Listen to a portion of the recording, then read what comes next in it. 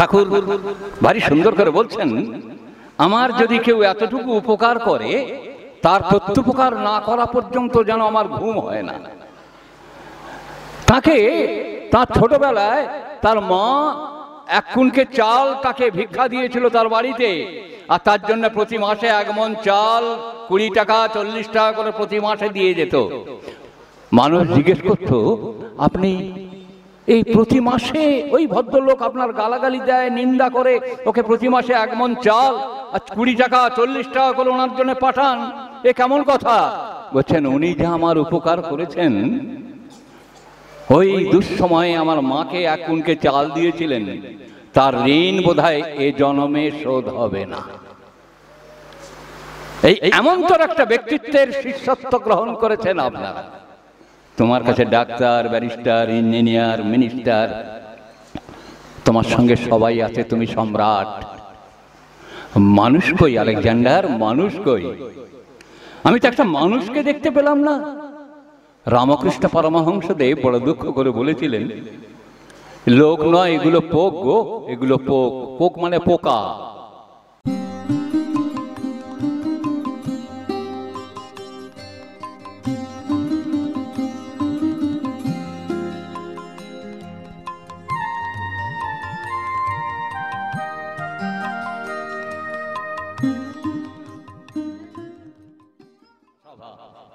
সকাল থেকে প্রার্থনা হয়েছে, গান কীর্তন হয়েছে, বিভিন্ন জায়গায় আপনারা প্রসেশন করেছেন, বিভিন্ন এরিয়ায় এমএলএ এসেছেন, রাষ্ট্রীয় নেতারা এসেছেন, তারা এসে এখানে সম্বর্ধিত হয়ে গিয়েছেন, আনন্দ প্রকাশ করে গিয়েছেন।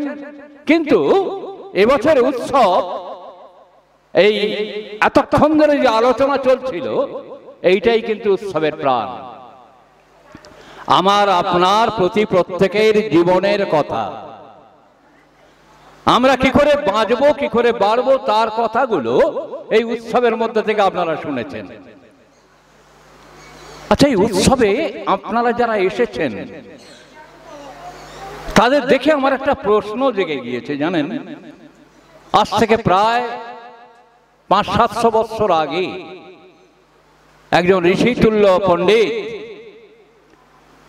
তিনি দিনের বেলায়, আজকের যেমন দিনের বেলা এখন দেখছেন আলোয় আলো আলোকময়, দিনের বেলা একটা প্রদীপ জেলে এইদিক ওদিক খুঁজে বেড়াচ্ছেন, বনে জঙ্গলে রাস্তাঘাটে যারা যারা হেঁটে যাচ্ছে চলছে, পশু পক্ষী গাছপালা মানুষ, সবার মুখের কাছে ওই প্রদীপটা মুখে ধরে দেখছেন, আর মাথাটা নেগেটিভ অ্যাপ্রোচে মাথাটা না ভাবে মাথাটা নাড়ছেন, অর্থাৎ যা খুঁজছেন তা তিনি পাননি।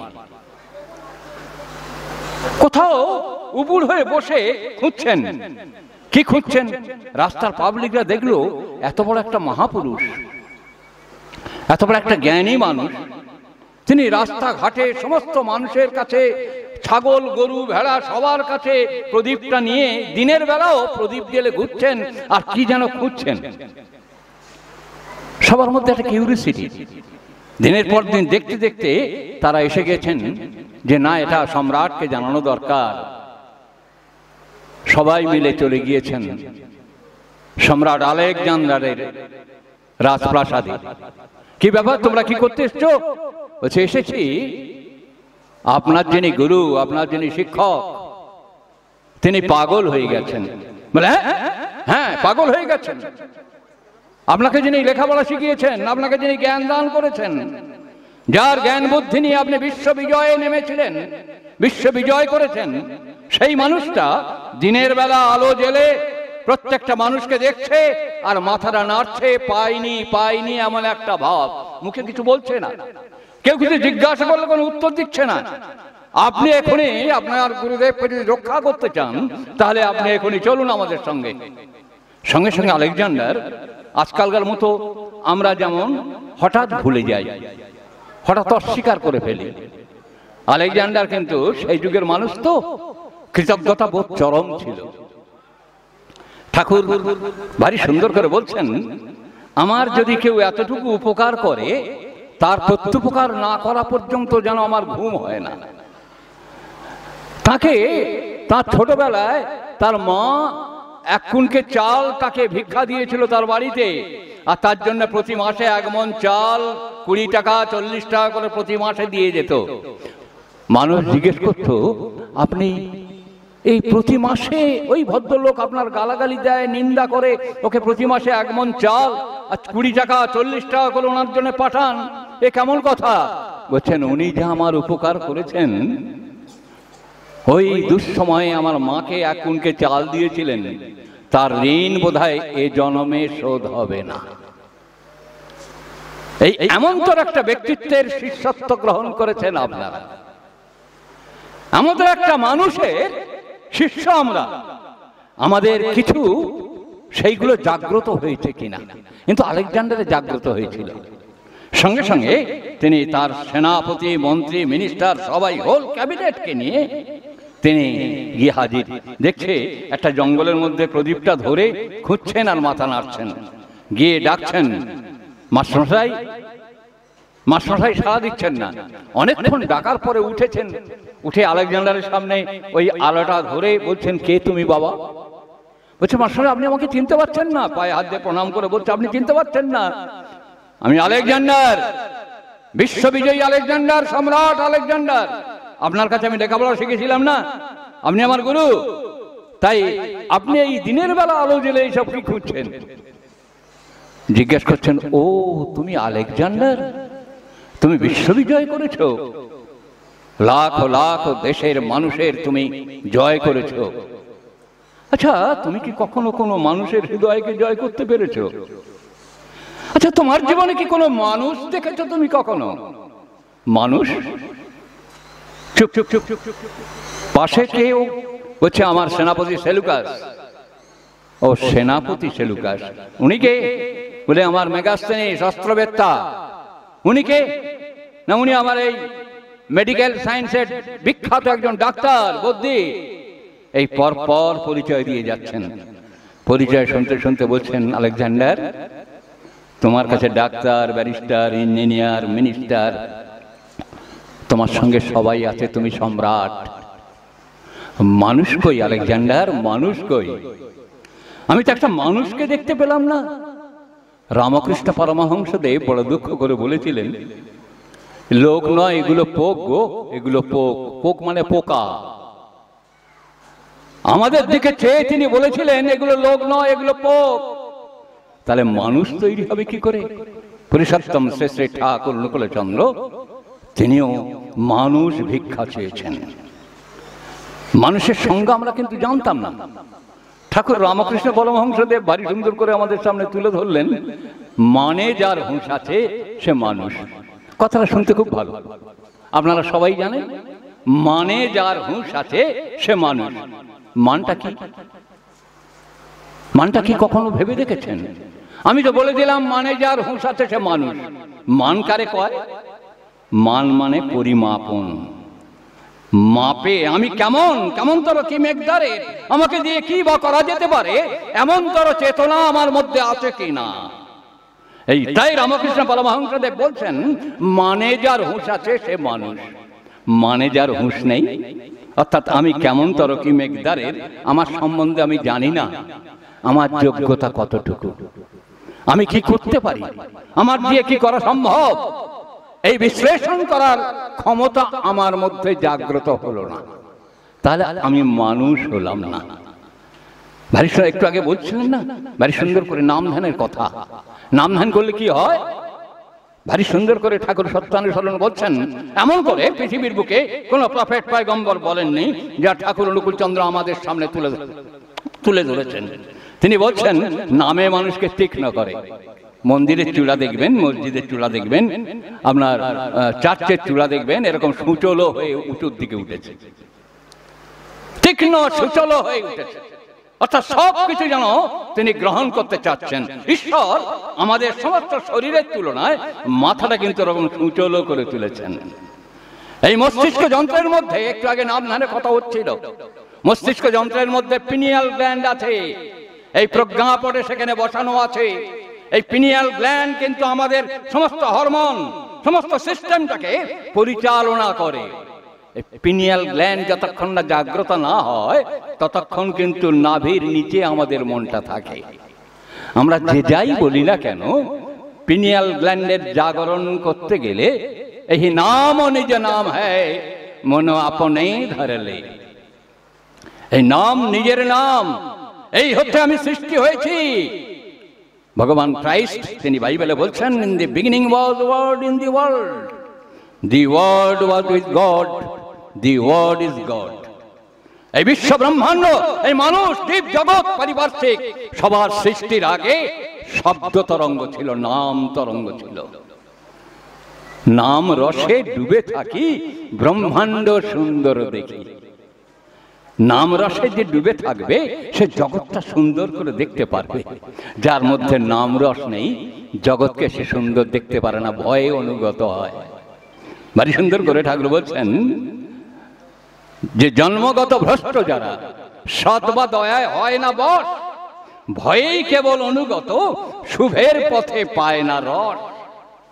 এই শুভ সুন্দর জীবনকে গ্রহণ করা আমাদের জীবনে বড় কঠিন হয়ে যায়। তাই পুরুষোত্তম শ্রী শ্রী ঠাকুর অনুকূলচন্দ্রের আবির্ভাব আজকের এই স্বাধীনতা দিবস। আমরা এই সারা ভারতবর্ষের মানুষ আমরা স্বাধীনতাকে উপভোগ করছি, আমরা বলছি আমরা স্বাধীন। আজকের আমি একটা পোস্ট করেছিলাম যে আমার দেশ স্বাধীন হয়েছে, কিন্তু দেশের মানুষ একটাও আমরা কেউ স্বাধীন হতে পারলাম না। স্বাধীনতা মানে পুরুষোত্তম শ্রী শ্রী ঠাকুর অনুকূলচন্দ্র বলছেন, ফ্রিডম কথাটা এসেছে প্রিয়তমের আবাসে বাস করা, প্রেমময়ের আবাসে বাস করা, প্রেমময়ের সান্নিধ্য লাভ করে জীবনকে নতুন করে তৈরি করা। আমি যা ছিলাম তার থেকে নতুন শেপে তৈরি হওয়া। কেমন? দুর্গাদাস বন্দ্যোপাধ্যায়, কলকাতায় বাড়ি, উনি নিরন্তর উত্তর কলকাতার বার বনিতাদের ঘরে থাকেন।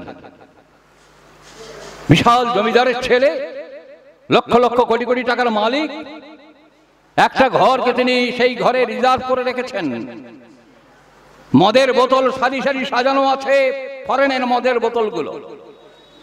তিনি একটার পর একটা খান আর নতুন নতুন নারীকে তিনি তার কাছে নিয়ে আসেন। এমন তোর একটা মহাধনী লোক, বৃত্তিপরায়ণ মানুষ, তিনি শুনেছেন ভগবান এসেছে। ভগবান শুক্রিয়া স্ট্রিটের বাড়িতে ভগবান এসেছেন, বিশ্বের মালিক এসেছেন। পুরুষোত্তম শ্রী শ্রী ঠাকুর অনুকূলচন্দ্র তখন ইয়াং ম্যান, তাকে দেখেছেন। কোনো কথা নেই, ঠাকুরও কোনো কথা বলছেন না, তিনিও কোনো কথা বলছেন না, শুধু দুজনের চোখে চোখে চাওয়া। ওই চোখে চোখে চাওয়ার মধ্যে প্রেম, ওই ভালোবাসা বুঝে উঠল। কারণ একটা জীবন্ত ভালোবাসা তো, যার দিকে দেখলে আর ভালোবাসা চোখ ফেরানো যায় না। ওই অসৎ, ওই কপট, ওই মিথ্যাচারী ওই জীবনটা ওই পুরুষোত্তম ওই পরম প্রেমময়ের সান্নিধ্য লাভ করে দুজনের কথা নেই, কিন্তু দুজনে দুজনের প্রেমে পড়ে গেছে। নিত্য আসা যাওয়া করে, নিত্য আসা যাওয়া করে। আবার ওই ফিরে গিয়ে বার বনিতার ঘরে ওই বিভিন্ন মদ খেয়ে যেমন যেমন করে তা করছে। আবার পরের দিন সকাল হলে আসে, তিনি শুনলেন পুরুষোত্তম শ্রী শ্রী ঠাকুর অনুকূলচন্দ্র তিনি পাবনা হিমায়তপুরে ফিরে যাবেন, তিনি আর কলকাতায় থাকবেন না। কবে যাবেন ডেট শুনেছেন। উনি সারা রাত ঘুমোতে পারছেন না। এদিন কিন্তু আর মদ খাচ্ছেন না, এদিন কিন্তু আর মেয়ে মানুষটাকে স্পর্শ করতে পারছে না। শুধু ওই একটা মানুষের ধ্যান, একটা মানুষের ধারণা, একটা মানুষের চিন্তা, একটা ব্যক্তিত্বের কেমন করে রূপান্তর হচ্ছে, তার ভিতর থেকে কেমন করে সংগঠিত হচ্ছে একটা ব্যক্তিত্বে রূপান্তরিত হচ্ছে কেমন করে। পুরুষোত্তম শ্রী শ্রী ঠাকুর অনুকূলচন্দ্রের জীবনচর্যা যদি না আমরা দেখতে পাই তাহলে কিন্তু বুঝতে পারবো না। উনি শিয়ালদা স্টেশন এসেছেন, শিয়ালদা থেকে ট্রেন ছাড়বেন। ওই ট্রেনে ঠাকুর উঠে বসেছেন, তার পার্শ্বদরা বসে আছেন, আর উনি ওই জানলার ধারে দাঁড়িয়ে জানলাটা ধরে ঠাকুরের দিকে এতদিন কিন্তু কোনো কথা নেই, আজও কোনো কিন্তু কথা নেই। এই কথা না হওয়ার মধ্যে, কথা না বলার মধ্যে যেন দুজনার কত কথা হয়ে গেছে, ভালোবাসার কথা কত বিনিময় হয়ে গেছে। হৃদয়টা, হৃদয় বিনিময় ভালোবাসার একটি লক্ষণ। এই হৃদয় বিনিময় কোন ফাঁকে হয়ে গেছে কেউ আমরা কিন্তু জানতে পারিনি, আমরা কেউ বুঝতে পারিনি। আজও কিন্তু আমরা বুঝতে পারি না আমরা কখন কোন ফাঁকে আমাদের কেমন করে পরিবর্তিত করছি, বিবর্তিত ছন্দে, বিবর্তনী ছন্দে, বিবর্তনের ধারাবে আমরা প্রত্যেকে এগিয়ে চলেছি, তা কিন্তু আমাদের ধারণা নেই।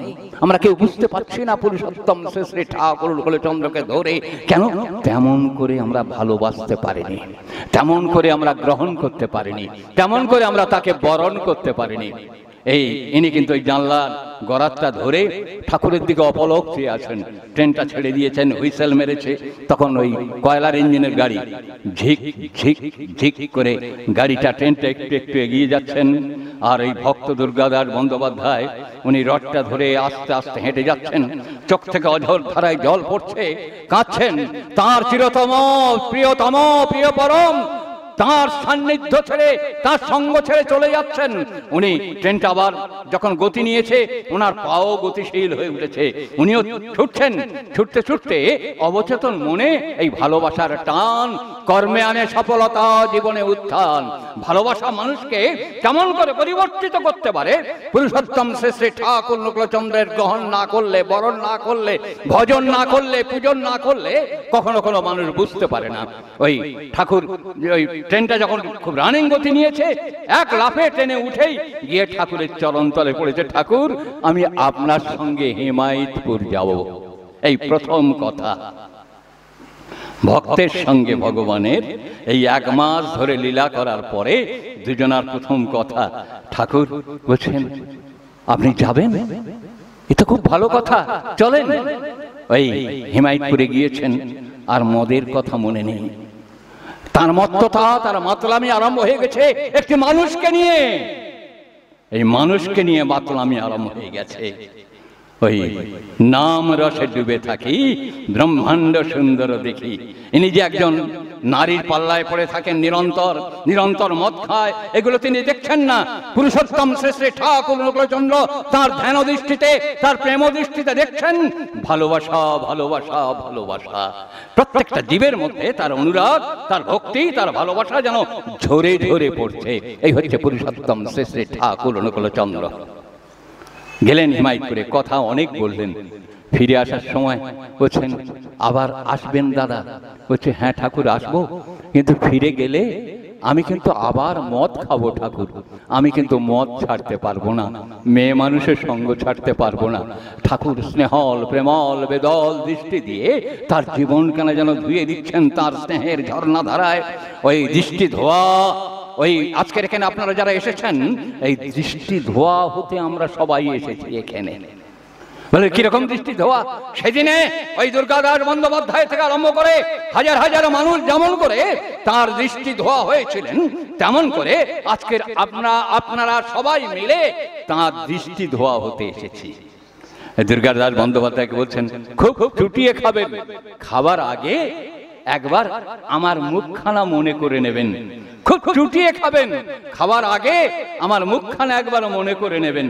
তখনও দীক্ষা গ্রহণ করেননি, তাই বলছেন ঠাকুর এই কথার ফাঁক রাখেন না তিনি। এমন কথা বলতে নেই যেখানে ফাঁক থেকে যায়, ফোকর থেকে যায়। ফাঁকগুলো কেমন করে বিশালতা সৃষ্টি করে তা কিন্তু আমরা জানতে পারি না, কারণ আমরা প্রবৃত্তি অভিভূত হয়ে আছি, আমরা নিত্য নিরন্তর পরাধীন হয়ে আছি, আত্মকেন্দ্রিকতায় আমরা এমনতর বশীভূত হয়ে আছি, আমরা আমাদেরকে একদম দেখতে পাই না। কেন? আমাদের প্রতি আমাদের চোখ পড়ে না গো। আমাদের চোখ পড়ে, এই দেখবেন ডিনোটিং ফিঙ্গার, এইটা দিয়ে শুধু অপরকে দেখি, কিন্তু 3টে আঙুল যে আমার দিকে চেয়ে বলছে তোমায় দেখো, তোমায় দেখো, তোমায় দেখো, এটা মুখের কথা, আমরা কিন্তু আমাদেরকেও দেখতে পাই না। দুর্গাদাস বন্দ্যোপাধ্যায় চলে এসেছেন, ওই চার মদের মহল্লায় ঢুকে পড়েছেন। মেয়ে মানুষ বিভিন্ন বোতল থেকে গ্লাসে করে দিচ্ছেন, উনি গ্লাসটা দেখছেন, আর দেখছেন ঠাকুর কোমরে হাত দিয়ে এমন করে হাসি মুখে, ছল ছল চোখে হাসি, মুখখানা হাসি আর চোখখানা ছলছল করছে। এই দৃষ্টিতেই মদের গ্লাসের মধ্যে ঠাকুর বসে আছেন, দাঁড়িয়ে আছেন। উনি গ্লাসটা ছুঁড়ে ফেলছেন, আবার নতুন গ্লাস দিচ্ছে, সেটার মধ্যে দেখছেন ঠাকুর। ঠাকুর বলছেন আমার মুখখানা একবার মনে করে কিন্তু আপনি মদ খাবেন। ওই গ্লাসের মধ্যে দেখছেন পরম পুরুষ শ্রী শ্রী ঠাকুর অনুকূলচন্দ্র। ওই গ্লাসের মধ্যে যেই দেখছেন ভাবছেন এনাকে খাবো কি করে, ছুঁড়ে ফেলছেন। এই করে একটার পর একটা গ্লাস ছুঁড়ে ফেলছেন। শেষে বলছেন আর আমাকে মদ সাপ্লাই করো না। সর্বত্রে আমি দেখি যথা যথা দৃষ্টি পড়ে তথা তথা কৃষ্ণ স্ফুরে পুরুষোত্তম শ্রী শ্রী ঠাকুর অনুকূলচন্দ্রের রাজত্বে এলে তাঁর চরণ ছোঁয়া হলে যেখান যেখান চোখ পড়বে ইষ্ট সেখান থেকে ফুটে উঠবে প্রত্যেকে আমার ইষ্ট জীবন, প্রত্যেকটা মানুষের মধ্যে আমার ইষ্ট জাগরণ হয়ে আছে, এই ভাবনাটা জাগরণ হবে। এই ভাবনা দুর্গাদাস বন্দ্যোপাধ্যায়ের মধ্যে জাগরণ হলো। তিনি বললেন আমার এই জীবন দিয়ে কখনো আর ভগবানকে পাবো না, তো তাই এই জীবন আর আমি রাখবো না। কি করে রাখবো না? তাহলে আমি কি করব? আত্মহত্যা করব। আত্মহত্যা করলে তো আবার মহাপাপ, জন্ম জন্মার মানুষ জন্ম হওয়া যাবে না, তাহলে আত্মহত্যা করা যাবে না। বুদ্ধিমান মানুষ কিন্তু খুব বুদ্ধিমান, জানেন? মানুষ ভগবানের উপর একটু চলে, এরা ভীষণ চতুর এবং চালাক। বলে ভগবান তুমিও জব্দ হও, আমিও জব্দ হই, আমি সুইসাইড করব না, কিন্তু তোমার ধ্যানে মগ্ন হয়ে আমি খাওয়া দাওয়া ছেড়ে দেব। একদিন তো আমার মরণ হবে, আমি জলও খাবো না, ভাতও খাবো না, কিচ্ছু খাবো না, না খেয়ে থেকে থেকে আমি মরে যাব। এটা সুইসাইড হবে না, এটা অনশন করতে করতে মরে যাওয়া হবে। এই পাটোয়ারি বুদ্ধি আমাদের নিরন্তর কাজ করে, আর ভগবান তার থেকে অনেকটা বেশি প্রেমময় বুদ্ধি নিয়ে আমাদের সঙ্গে বিরাজ করেন। এই দুর্গাদাস বন্দ্যোপাধ্যায় তিনি বসে আছেন, খাওয়া দাওয়া ছেড়ে দিয়েছেন, 12 ঘন্টা পার হয়ে গেছে। সন্ধ্যাবেলা তখন কিন্তু যে কোনো চিঠি আমরা ছোটবেলায় পড়েছি, যে কোনো চিঠি কিন্তু 24 ঘন্টার মধ্যে অবিভক্ত ইন্ডিয়ায় সমগ্র ভারতবর্ষে কিন্তু ছড়িয়ে যেত। তখনকার পোস্টাল সিস্টেমটা এত সুন্দর ছিল। তো এই পাবনা হিমায়তপুরে তিনি চিঠি লিখেছেন, 2 লাইনের চিঠি। দুর্গা তুমি খেয়ে নিও, তুমি না খেলে তোমার তিনি চির উপবাসী থাকবেন, ইতি তোমারই আমি। এই তোমারই আমি, এই কথাটা একমাত্র তিনি লিখতে পারেন, কারণ সবার মধ্যে তিনি আমি, সবার আমি হয়ে তিনি বিরাজ করছেন। আমাদের সবার মধ্যে তিনি আমিটা আছেন, কিন্তু আমরা ভুলে গেছি, তিনি কিন্তু আমাদের ভোলেন না। তফাৎটা এখানে, আমরা ভুলে গেছি, তিনি কিন্তু আমাদের ভোলেন না, এই জায়গাটাই কিন্তু আমাদের তফাৎ। পুরুষোত্তম শ্রী শ্রী ঠাকুর অনুকূলচন্দ্রের ওই পোস্ট কার্ডখানা এসছে, দুর্গা তুমি খেয়ে নিও, তুমি না খেলে তোমার তিনি চির উপবাসী থাকবেন। দুর্গা চিঠিখানা পড়ছেন, অযোধ্যায় কাঁদছেন, চোখের জলে নাকি মনের ময়লা ধুয়ে যায়, চোখের জলে নাকি মনের ময়লা ধুয়ে যায়। গঙ্গা জলে স্নান করলে, গঙ্গায় ডুব দিলে কোনো ময়লা ধোয় না গো। সদ্য দুঃখ বিনাশিনী সুখদা মৎসল গঙ্গা গঙ্গৈব পরমং গতি লাভ করি। ওই গঙ্গায় ডুব দিলে কিন্তু আমার এতটুকু পাপ যাবে না। পাপ যাবে কখন? যখন তার সঙ্গে আমার মিলন হবে, যখন আমি তাকে ভালোবেসে ফেলবো। আর ভালোবাসলেই তখন চোখ থেকে জল বেরোতে থাকবে, বিরহ এতটুকু সহ্য হবে না। তোমার আমার মিলন চির অমলিন হবে, এটাই কিন্তু আমাদের সবার চাওয়া। বিচ্ছেদ শয়তানের দোসর, বিচ্ছেদ কখনো ভগবান পছন্দ করেন না, বিরহ পছন্দ করেন। তাই একটা গান আছে, বিরহ আমার বড় ভালো লাগে। কারণ বিরহের পিছনে আছে, ঠাকুর কি সুন্দর করে বলছেন, বিরহের ব্যথা মধুর হইবে না কেন, মিলনের আকুলতাকে তুমি কিছুতেই ত্যাগ করিও না। যেই মিলনের আকুলতা আমার মধ্যে পেয়ে বসলো, তখন বিরহের ব্যথা একটু একটু করে ধুয়ে মুছে সাফ হতে থাকলো। ওই পুরুষোত্তম শ্রী শ্রী ঠাকুর অনুকূলচন্দ্রকে ভালোবেসে ওই দুর্গাদাস বন্দ্যোপাধ্যায় তার চোখ থেকে জল পড়ছে, আর সমস্ত পাপ যেন ধুয়ে তাঁর চরণ ছুঁয়ে যাচ্ছে। ভারী সুন্দর করে রবীন্দ্রনাথ বলছেন, দয়া দিয়ে হবে যে মোর জীবন ধুতে, নইলে কি তোমার চরণ পাবো ছুতে। দয়া দিয়ে হবে যে মোর জীবন ধুতে, নইলে কি তোমার চরণ পাবো ছুতে। এই তাঁর চরণ ছুতে গেলে চোখের জল ফেলতে হয়, তবেই মনের ময়লা মুছে যায়, নইলে ছোঁয়া যাবে না। আমার একটা কবিতা ছিল, জানেন, শ্রী ভিক্ষুক নামে একটা কবিতা ছিল। টুকরো টুকরো লোহাগুলো চৌম্বক আবেশে একমুখী হয়ে ওঠে পায় তারা দিশে, সুসংগত হয়ে ওঠে নব সংবিধানে, একমুখী আকুলতায় আকর্ষণী টানে। লোহাই চুম্বক হয় চৌম্বক চুম্বনে, জীব থেকে শিব হয় প্রেয় আলিঙ্গনে। এই লোহার টুকরোগুলো এক জায়গায় জমে যায়। ওই চুম্বকের ইন্ডাকশন থিওরি যদি আমরা মানি, ওই চুম্বক যদি ওখানে ঝুলিয়ে দেওয়া যায়, ওর টানে সমস্ত ছড়ানো লোহাগুলো এক জায়গা হয়ে যাবে। কিন্তু জংধারা থাকলে সে কিন্তু এক জায়গা হবে না। জংধারা থাকলে চুম্বককে টাচ করতে পারবে না। তাই মনের ময়লা, এই জংগুলো থাকে, যদি মনের ময়লা যদি ভর্তি হয়ে থাকে, তাহলে কিন্তু তার সঙ্গে আমার যোগ হবে না। কখন যোগ হয় গো? আমি তো একা বসে যোগ করতে পারি না গো। আমার মন নিরন্তর চঞ্চল, আমার মন অচঞ্চল নয়। আমার মন তোমাকে স্থির করতে পারছি না। আমি তোমাকে পাবো কি করে? আমি মনের কোণে, বনে বনে, ঘরের কোণে, যেখানে ধ্যান ধারণা সাধন তপস্যা যাই করি না কেন, আমার মনের জায়গা তুমি নিতে পারছো না। কেন? নিরন্তর আমার মনের মন্দিরে বিভিন্ন লোভ লালসা, মেয়ে মানুষ, টাকা পয়সা, গাড়ি বাড়ি, ধন দৌলত, আত্মপ্রতিষ্ঠা, আত্মমর্যাদা, এই সবগুলো আমার মধ্যে নিরন্তর কাজ করছে। আর এটাই আমাদের কিন্তু পরাধীন করে রেখেছে। আমার দেশ, আমার ভূখণ্ড স্বাধীন হয়েছে, কিন্তু প্রত্যেকটা ব্যক্তি তারা কিন্তু স্বাধীনতা পায়নি। তারা পরাধীনতার গ্লানি বহন করছে, আমরা প্রত্যেকে বহন করছি। দেখবেন আমাদের 6টা ঘোড়া, 6টা প্রবৃত্তি, কাম ক্রোধ লোভ মোহ মদ মাৎসর্য নিরন্তর আমাদের গাইড করছে, আমাদের ঘাড়ে ধরে চালাচ্ছে।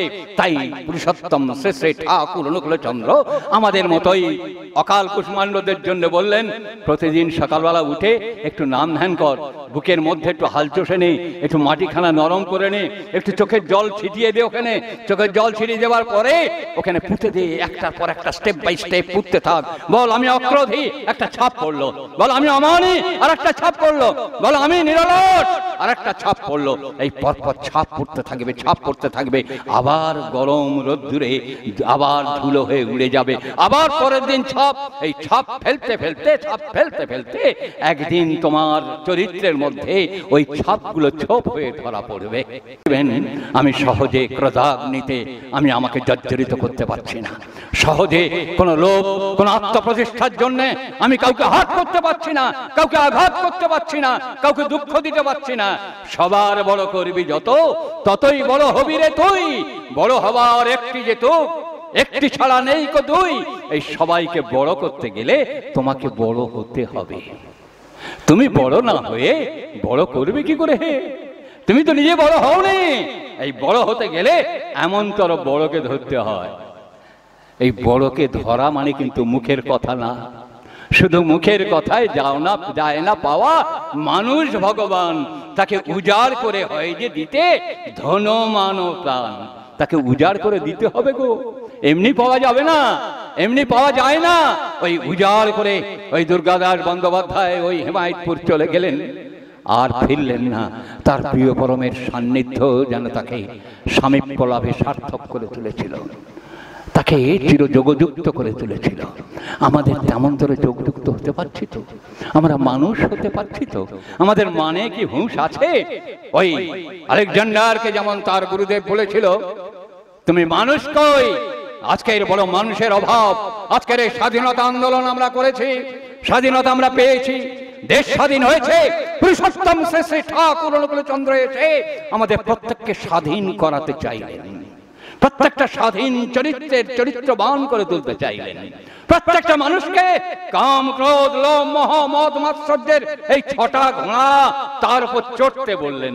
আমাদের ঘাড়ে 6টা ঘোড়া আছে, তাদের উপর চড়তে পারিনি। ঠাকুর নিরন্তর ওই বুদ্ধিখানা আমাদের খাটিয়ে দিলেন। বলো আমি অক্রোধী, আমি অমানি, আমি নিরলস, কাম লোভ জিত বসি। এই নিরন্তর জয় করা, নিরন্তর জয় করতে হবে। জয় করবো কি করে? আমার যে নিরন্তর ক্ষয় হয়ে যাচ্ছে গো, আমার বৃত্তি প্রবৃত্তি আমাকে ক্ষয় করছে, জয়ের পথ আমি পাচ্ছি না। তাই অকাট্য অনুরাগ চাই, অটুট অনুরাগ চাই, ভালোবাসা চাই। আজকের এই স্বাধীনতা দিবসের দিনে স্বর্গীয় জগৎচন্দ্র চট্টোপাধ্যায় দা, যিনি আপনাদের প্রতি প্রত্যেককে ঈশ্বরের সঙ্গে যোগযুক্ত করেছেন, তিনি যদি না থাকতেন আজকের এই মহতি মহোৎসব আপনারা কেউ করতে পারতেন না। আমার স্নেহের আশিস, ও যে উৎসব করছে সেটাও কিন্তু ওর মামার প্রেরণা। ও জীবনে কখনো ওর মামাকে ভোলেনি, ওর ঋত্বিক, ওর পিতৃতুল্যর মামাকে ও জীবনে কখনো বলেনি। প্রতিটি কথায়, প্রতিটি চলায় বলায় সবসময় তার মামার কথা তার মুখে মুখে ভাসে। একটু আগেও বলছিল যে আমার মামা তো এখানে নেই, তার পরিবর্তে মামার সাঙ্গপাঙ্গ যারা, ওই অশোক সাধুকা, ওই এখানে রাধাবল্লভ, এরা সবাই আসবে, এসেছে, তাদের দেখে সে উদ্বুদ্ধ হয়। আমার খুব ভালো লাগে এই স্বীকারোক্তি। এই স্বীকারোক্তি করতে গেলে বুকের পাটা চাই, সংস্কার চাই। সুন্দর সংস্কারে সংস্কৃত না হওয়া পর্যন্ত সত্য কথা আমরা কখনো বলতে পারি না। আজকে এই মহতী মহোৎসব যে উদযাপিত হলো, একটু আগে বলছিলাম তার দৃষ্টি ধোয়া হওয়া। রবীন্দ্রনাথ বলছেন, তুমি একা যখন পারবে না তখন কি করবে? তখন কি করবে গো? তুমি তো অনেক গাইলে, তুমি তো বললে সুরের গুরু দাও দাও দাও গো সুরের দীক্ষা। তুমি বিপ্লবীয়ানা করলে, তোমার সুরে ভরিয়ে নিয়ে চিত্ত যাব যাব যেথায় বেসুর বাজে নিত্য, কোলাহলের বেগে ঘূর্ণি ওঠে জেগে, নিও তুমি আমার বিনার সেইখানেই পরীক্ষা। সুরের গুরু দাও দাও দাও গো সুরের দীক্ষা। সে দীক্ষা পেয়ে আমার কি হলো? যেখানে বেসুর বাচ্চা সেখানে আমি পৌঁছতে পারিনি। আমি যে নিজে বেসুর, তাই আমি সুরে সুর মেলাতে পারিনি। বেসুরে বাচ্চা আমার জীবন। তাই আজকে তার কাছে এসেছি, তার চরণতলে এসে গোবিন্দের সেই ভাষায় বলি, নয়কো বনে নয় বিজনে নয়কো আমার আপন মনে, সবার সাথে যেথায় তুমি বিহারো সেইখানেই যোগ তোমার সাথে আমারও। নাহং তিষ্ঠামি বৈকুণ্ঠে যোগিনাং হৃদয় নচ মদ্ভক্তা যত্র গায়ন্তি তত্র তিষ্ঠামি নারদ। আমি যোগী ঋষি সাধক সিদ্ধ ব্রহ্মচারী, এদের হৃদয়ে আমি বাস করি না, আমি বৈকুণ্ঠে বাস করি না। কোথায় তুমি বাস করো হে? এই সবাই মিলে যখন আমার কাছে নাম ধ্যান প্রার্থনা আমার উৎসবে মাতোয়ারা হয়ে ওঠে, আমি সবার মাঝখানে সেখানে উপস্থিত হই। তাই পরম পুরুষ শ্রী শ্রী ঠাকুর রঘুচন্দ্র তিনটি কথা দিয়েছেন আমাদের। কোন প্রফেট পয়গম্বর দেন নেই। আমি যতটুকু, আমি অত পণ্ডিত নই, কিন্তু পণ্ডিত মানুষদের সঙ্গ করার সৌভাগ্য আমার জীবনে ঘটেছে। তিনি তিনটি সময় আমাদের সঙ্গে মিট করবেন বলেছেন, কথা দিয়েছেন। কখন?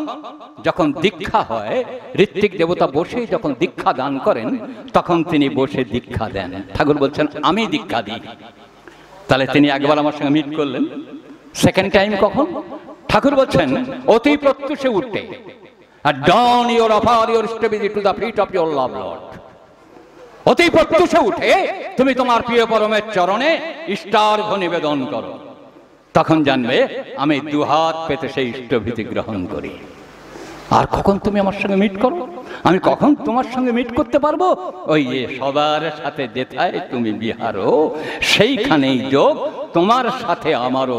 এই সৎসঙ্গ যখন হয়, এই মহাসমাবেশ যখন হয়, যখন আমরা এক্ষুনি আমার স্নেহের আশিস বলছিল যে একটু পরেই এই আমার পরেই প্রার্থনা আরম্ভ হবে। এই প্রার্থনার সময় আমরা এখানে যারা তার কথা বলছি, তার কথা শুনছি, এই সময় কিন্তু তিনি আমাদের মধ্যে বিহার করছেন। সবার অন্তর রাজত্বে তিনি বিরাজ করছেন। সবার প্রজ্ঞাপটে প্রজ্ঞা প্রভু হয়ে হাসি মুখে সবার মধ্যে যোগদান করেছেন তিনি। আমি যুক্ত হতে পারি বা না পারি, তিনি কিন্তু আমাদের সঙ্গে যুক্ত হয়ে গেছেন। আমি তাকে দেখতে পাই বা না পাই, তিনি কিন্তু তাঁর ওই স্নেহল প্রেমল দৃষ্টি দিয়ে আমার জীবনখানা নিত্য নিরন্তর ধুয়ে দিচ্ছেন। এই উৎসবের সার্থকতা সেখানে। এখানে যারা অর্থ বাক কর্ম বিনিয়োগ করে এই মহা মহোৎসবের আয়োজন করেছেন, আপনাদের হৃদয়ের সবটুকু ভালোবাসা দিয়ে, আপনাদের কর্মকাণ্ড দিয়ে, গান কথা বার্তা আলাপ আলোচনা, এই মাইক সেট দিয়ে বা এই দেশের এই জনগণ হিন্দু মুসলমান খ্রিস্টান সবাই মিলে যে মহোৎসবের যোগান দিয়েছেন, তাদের সমর্থন পেয়েছি আমরা। সেই উৎসবের জন্য আমি সবার কাছে কৃতজ্ঞতা জ্ঞাপন করি। আমি আমার দয়াল ঠাকুরের কাছে প্রার্থনা করি, তুমি এখানে উপস্থিত আছো হে প্রভু। এখানে যারা তোমার ভক্ত সন্তানগণ আছে, আমার কল্যাণময়ী মাতৃমণ্ডলী আছে, তাদের মধ্যে তুমি মাতৃত্বের জাগরণ করো। তুমি যে চেয়েছিলে স্বাধীনতা, স্বাধীনতা আনতে গেলে তো ভালো ছাওয়াল চাইব। একটা যুবতী মেয়ে, যুবতী বধূ মাতা যখন তাঁর চরণ তলে গিয়ে প্রণাম করতো, স্বামী স্ত্রী মিলে নতুন বিয়ের পরে, ঠাকুর দুহাত পেতে ভিক্ষা চাইতেন। আমি একটা ভিক্ষা চাইবো, মনে দিবি? কি ভিক্ষা? কি ভিক্ষা ঠাকুর? তুই আমাকে একটা ছাওয়াল উপহার দিবি, একটা ভালো ছাওয়াল, একটা মানুষ, একটা সুভাষ, একটা নরেন, একটা রবীন্দ্রনাথ, এই এই এই এই উপহার দেবার পারিস?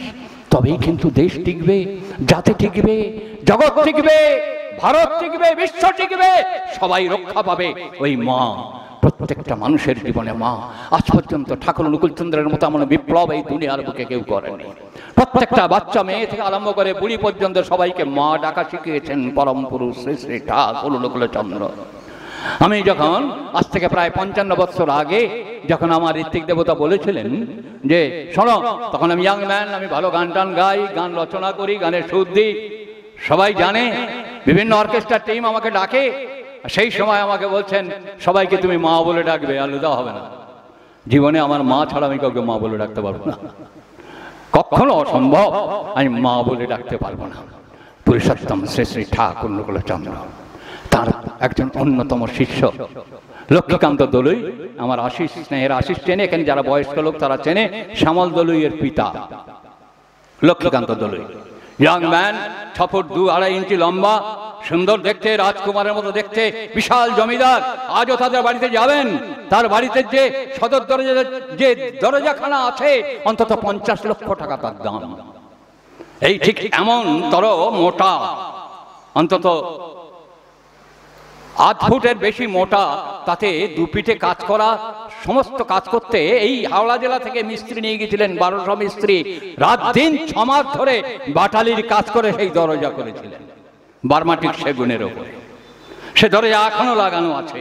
এমন তার একটা জমিদার মানুষ লক্ষ্মীকান্ত দলুই, ইয়াং ম্যান। তার স্ত্রী অপূর্ব সুন্দরী, আমার সঙ্গে খুব বন্ধুত্ব ছিল তার। তার বাড়িতে আমার যাতায়াত ছিল, আমার এখানে ক্যানাল স্টেট হেড অফিসেও তিনি আসতেন, আমার কাছে, আমার ঘরেই শুতেন। এই লক্ষ্মীদা, ইয়াং ম্যান, দেখতে লাভলি দেখতে, তিনি গিয়ে ঠাকুর প্রণাম করেছেন। নতুন বিয়ে করেছে অপূর্ব সুন্দরী বউ, ঠিক তার সঙ্গে সঙ্গে তার পাশে আরেকটি যুবতী বধূ মাতা, তিনি এসে প্রণাম করেছেন। অপূর্ব সুন্দরী তার দেখতে। লক্ষ্মীদা, ইয়াং ম্যান, চোখ তো ক্ষমা করে না কারুর, কান্ত অন্তর রাজত্ব থেকে চোখ কাজ করতে থাকে, আমার ভিতর থেকে ওই চোখ কাজ করতে থাকে। বৃত্তি, প্রবৃত্তি, কাম, ক্রোধ, এগুলো কিন্তু নিরন্তর আমাদের ওইভাবে মুখরিত করে তোলে, ওই মুখী করে তোলে। মেয়েটাকে দেখেছে, বৌমাটাকে দেখেছে, বধূ মাতাকে দেখেছে, দেখে তার অন্তর্জগতে ভালো লেগেছে। মনে মনে সে হয়তো ভেবেছে যে আমি যদি এমন বউ আমার পেতাম খুব ভালো হতো। এই জায়সা ভাবা, এই পুরুষোত্তমের ডেঙ্গ নজরে আসা, এই পুরুষোত্তমের দৃষ্টিতে ধোয়া, এই জীবন কত সুন্দর হয়। একটা জীবন, এই আপনারা যারা এসেছেন, আপনাদের আশা কখনো ব্যর্থ হবে না। আপনারা যারা বসে আছেন, এটা কিন্তু ব্যর্থ হবার নয়। পরমপুরুষ শ্রী শ্রী ঠাকুর অনুকূলচন্দ্র ওই মাটি প্রণাম করে একটু এগিয়ে গিয়েছেন। ঠাকুর বলছেন, এই মা শোন। সঙ্গে সঙ্গে মাটি এসেছেন। লক্ষ্মীদা প্রণাম করে ফিরে যাচ্ছেন, বলছেন ও লক্ষ্মী দাঁড়া। বলছে কি? ঠাকুর বলছেন, হ্যাঁ রে মা, ছাওয়াল কেমন করে বুকে নিয়ে, কোলে নিয়ে দুধ খাওয়ায় মায়েরা, তুই জানিস? বলছে, হ্যাঁ ঠাকুর জানি তো, আমার মা, মাসি, খুড়ি, জেঠি এরা খাওয়ায়, আমি তো দেখি। তুই অম্বায় বসবে পারিস? কেমন করে, যেমন করে বসে ওই মা তার ছাওয়ালকে কোলে করে নিয়ে দুধ দেওয়ার জন্য, অমন করে তুই বসবে পারিস? বলছেন, হ্যাঁ ঠাকুর আমি পারি। বসেছেন। বলছেন, তোর এই বুড়ো ছাওয়ালটাকে তুই একবার কোলে নিতে পারিস মা? লক্ষ্মীকান্ত দলুই, 6 ফুট 2 ইঞ্চি হাইট, রাজকুমারের মতো দেখতে। ওর দিকে একবার দেখলেন। ঠাকুর বলছেন, কি সুন্দর, ওই তোর বুড়ো ছাওয়ালটাকে একবার কোলে করে মায়ের মতো করে নিতে পারিস মা? ঠাকুর বলছেন, হ্যাঁ। মাটি বলছেন, হ্যাঁ ঠাকুর আমি পারি। লক্ষ্মীদার চোখ থেকে জল পড়ছে, টপ টপ করে জল পড়ছে। সবার সাথে যেথায় তুমি বিহারো, সেইখানেই যোগ তোমার সাথে আমারও। লক্ষ্মীকান্ত দলুই বলছেন, লক্ষ্মীকে বলছেন, লক্ষ্মী ওই মায়ের কোলে বসতো, যেমন করে ছোটবেলায় একটা তুই তোর মায়ের কোলে বসেছিলিস, অম্বায় তুই এই মায়ের কোলে বস। লক্ষ্মীদা ওই মায়ের কোলে বসেছেন, আর মাটি তার বুকের মধ্যে ওই ছেলেটিকে টেনে নিয়ে বসেছেন, আদর করছেন, মাথায় হাত বুলাচ্ছেন। আর লক্ষ্মীদার চোখ থেকে অঝর ধারায় চোখের জল গড়াচ্ছে। এই জল গড়াচ্ছে, পরাধীনতা থেকে কেমন করে স্বাধীন হতে হয়, বৃত্তি প্রবৃত্তির অধীন থেকে কেমন করে জীবনকে জীবনের পৌঁছে দিতে হয়। পুরুষোত্তম শ্রী শ্রী ঠাকুর অনুকূলচন্দ্রকে গ্রহণ বরণ না করলে কিছুতেই কিন্তু বোঝা যাবে না। ওই চোখের জল পড়ছে, মনের ময়লা ধুয়ে যাচ্ছে, যেন মনে করছে আমি আমার মায়ের কোলে বসে আছি, আমার মায়ের কোলে বসে আছি। মমতার ঝর্ণা ধারায় আমার জীবনকে যেন ধুয়ে দিচ্ছে বিগলিত করুণা জাহ্নবী যমুনার মতো। আমার হৃদয় অঙ্গনে যেন স্রোত বয়ে যাচ্ছে, মমতার স্রোত, শ্রদ্ধার স্রোত, ভক্তির স্রোতে আমি অবগাহন করছি। উঠেছেন ঠাকুর বলছেন, ও লক্ষ্মী ওঠ। উঠেই যেমন করে মাকে প্রণাম করে তেমন করে ওই যুবতী মাকে প্রণাম করে বলছেন, মা মা আমি তোমার ছেলে, মা তুমি আমার প্রণাম গ্রহণ করো। আর মাটি ওকে তুলে ধরেছেন, বাবা আমিও তোমার মেয়ে। লক্ষ্মীটা বলছেন, আমার জীবন থেকে চিরতরে পর নারীকে মা ভাবা আরম্ভ হয়ে গেল। আর আমি কোনোদিন কোনো মেয়েকে কোনো কামজ দৃষ্টিতে দেখিনি। এই এমনতর করে জীবনটাকে সুন্দর করে তোলেন পুরুষোত্তম শ্রী শ্রী ঠাকুর অনুকূলচন্দ্র, যেটা আমার আপনার প্রতি প্রত্যেকের তোলার জন্যে ওই আমরা একটু আগে বারবার বলছিলাম, আমি অক্রোধী, আমি অমানি, আমি নিরলস, বারবার বলছিলাম নিত্য প্রত্যুষে উঠে ইষ্টভৃতির অর্ঘ্য নিবেদন করো। বলো ইষ্টভৃতির মায়া দেব কৃতাবৃত্তই তব প্রভ, ইষ্টভ্রাতৃভূত যজ্ঞই শ্রীপন্তু পারিপার্শ্বিকা। এবার আত্মকেন্দ্রিকতা থেকে বিশ্বকেন্দ্রিক হয়ে যাচ্ছ। শ্রীপন্তু পারিপার্শ্বিকা তুমি বলতে পারছো তোমার ইষ্টভৃতির মন্ত্র থেকে। সেই বলাটাই জীবনের বলা। সেখান থেকে জীবনকে তৈরি করা যায়, সেখান থেকে জীবনকে উদ্বর্ধনের দিকে চালনা করা যায়, উদ্বর্ধনের দিকে এগিয়ে দেওয়া যায়। সেখান থেকে একটি মেয়ে মা হয়ে ওঠে। আর এই মায়ের কোলে ওই রবীন্দ্র নরেন্দ্র এদের জন্ম হয়। এই জন্ম দেওয়ার জন্যে আমার মা তৈরি করার জন্যে মাতৃত্ব প্রসারী আন্দোলন পুরুষোত্তম শ্রী শ্রী ঠাকুর অনুকূলচন্দ্র করেছেন। জীবনকে জীবন্ত করে তোলার আন্দোলন পুরুষোত্তম শ্রী শ্রী ঠাকুর অনুকূলচন্দ্র করেছেন। আর সেই আন্দোলনের ব্রতচারিণী এবং ব্রতচারী আপনারা। এই মহা মহোৎসব আজকের হাওড়া জেলায় মূল কেন্দ্র এই আন্দোলন প্রাঙ্গণে যেভাবে উৎসব মণ্ডিত হয়ে উঠেছে, আমার এখানকার এই শেফালী মা, এই ঘরের এই গৃহের মালিকিন যিনি ছিলেন, এই শীতলা মন্দিরের যিনি প্রধান পুরোহিত, যার স্বামী ছিল সনৎ চক্রবর্তী দা, অদ্ভুত অপূর্ব তবলিয়া তিনি ছিলেন। সেই মা শেফালী মা এই যে তার এই গৃহাঙ্গনে যে পুরুষোত্তম অঙ্গন রচনা করেছেন, আমার বিশ্বাস তিনি আমার আপনার সবার মাঝখানে এসে ওই সনদদা, ওই শেফালী মা, তারা কিন্তু এই প্রার্থনা সভায় যোগদান করবেন। সবার সাথে যেথায় তুমি বিহারো সেইখানেই যোগ তোমার সাথে আমারও। এ শুধু আমার আপনার উন্নয়ন নয়, আমার পিতৃপুরুষের উন্নয়ন।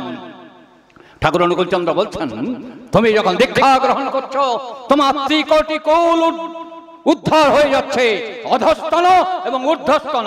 তোমার ঊর্ধ্বের 1.5 কোটি কুল, নিম্নের 1.5 কোটি কুল উদ্ধার হচ্ছে এই সৎনাম পাওয়ার জন্য। তা দাদারা, মায়েরা, আজকের যে মহোৎসব আপনারা উদযাপিত করলেন, এমনতর উৎসব আমি এই উৎসবের প্রারম্ভ থেকে আসছি। এমনতর এত সুন্দর আনন্দদায়ী উৎসব আমার আশিস আজ প্রায় 1.5 মাস ধরে বলছে আমি বিশাল প্রসেশন করতে চাই। সেই প্রসেশন হাজার হাজার মানুষ সেই প্রসেশনে আসবে। আমি এমএলএ-কে নিমন্ত্রণ করতে যাচ্ছি, আমি মুখকে নিমন্ত্রণ করতে যাচ্ছি, তুমুককে নিমন্ত্রণ করতে যাচ্ছি।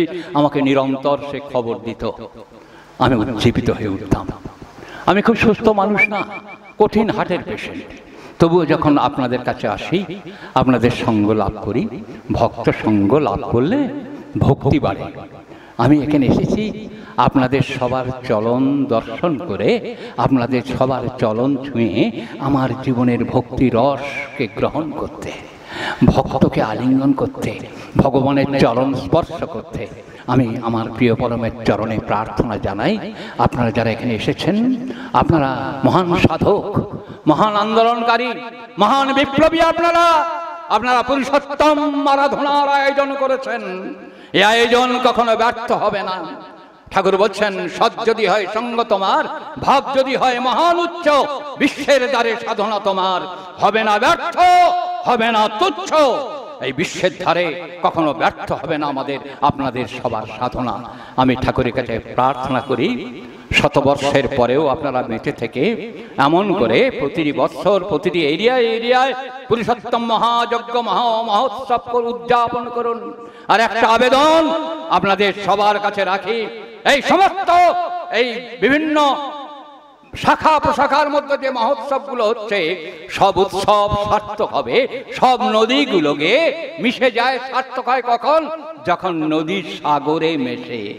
নদী যদি সাগরে না মিশতে পারে, সে নদী কিন্তু মজে যায়। আমার চোখে দেখা ওই ক্যানিং এর নদী থেকে আরম্ভ করে তার আগে পিয়ালি নদী, আমি এই দেখতে দেখতে দেখতে দেখতে এই বয়সটা আমার হয়ে গেছে, এই নদীগুলোকে আমি মস্তে দেখেছি আমার চোখ দিয়ে। বহু বিশাল বিশাল নদীগুলো দেখেছি, এখন হেঁটে পার হয়ে যায়। বাসন্তী, ত্রিমুখ, সপ্তমুখী নদী, সেই সব জায়গা থেকে আমি দিনের পর দিন যাতায়াত করেছি। আজকে সেই নদী সব স্রোত হারিয়ে গিয়েছে, সাগরের সঙ্গে যোগ নেই বলে। কিন্তু এই গঙ্গা, ওই পদ্মা, সেই সাগরমুখী, এই সাগরের সঙ্গে যুক্ত আছে বলে এই গঙ্গা পদ্মায় জাগ্রত হয়ে আছে। তাই মায়েরা আমার, দাদারা আমার, আপনারা যারা এসেছেন এই মহোৎসব, এই সবাই মিলে ওই নদীর মতো স্রোতবাহী হয়ে ওই মহাসমুদ্রে আশ্রমে আমরা গিয়ে মিলিত হব, ওই সাগর সঙ্গমে মিলিত হব আমরা প্রত্যেকে। আমাদের জীবন আরো আরোতর ভাবে উদ্বর্ধন হবে, এই প্রার্থনা, এই আশা আপনাদের কাছে রাখি। আমি বারবার আমার প্রিয় পরমের পরম পদকমলে এই প্রার্থনা জানাই, আপনারা শতবর্ষ ধরে পুরুষোত্তম পূজারী পূজারিণী হয়ে উঠুন, আপনারা সুস্থ সুন্দর জীবনের অধিকারী হয়ে উঠুন। সবাই মিলে সবাইকে নিয়ে শুভে সুন্দরে সহবাস করুন, মঙ্গল সুন্দর অভিগমন করুন, এই প্রার্থনা আমার প্রিয় পরমের চরণে জানিয়ে আমি আমার আলোচনা শেষ করছি। জয় গুরু, বন্দে পুরুষোত্তমম।